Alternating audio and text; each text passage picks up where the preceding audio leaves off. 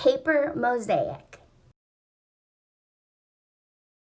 Materials: construction paper, white copy paper, scissors to use with a grown-up's help, glue stick, pencil, eraser.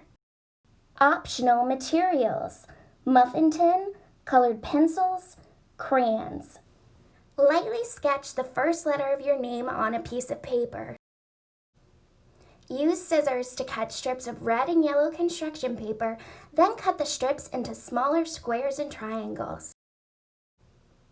Glue the red squares and triangles to fill in the sketch of the letter you've chosen. Be sure to leave a small space between the shapes so that the main paper is visible to give your art a true mosaic look. Once the letter is finished, fill in the background with the small yellow squares and triangles.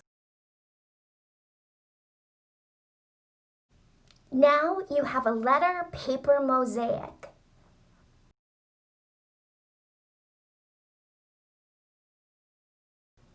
Another option is to tear the strips of paper by hand.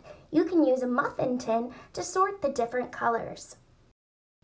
To make an apple mosaic, lightly sketch your apple on a piece of paper. Use a crayon to add a stem for your apple. Make a circle with the small shapes of red paper and glue them down.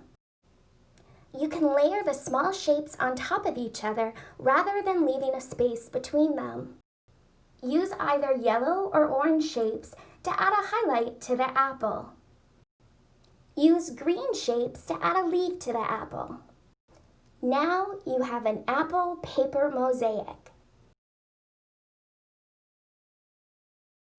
Thanks for watching. Follow us on social media, #AppletonMuseumAtHome.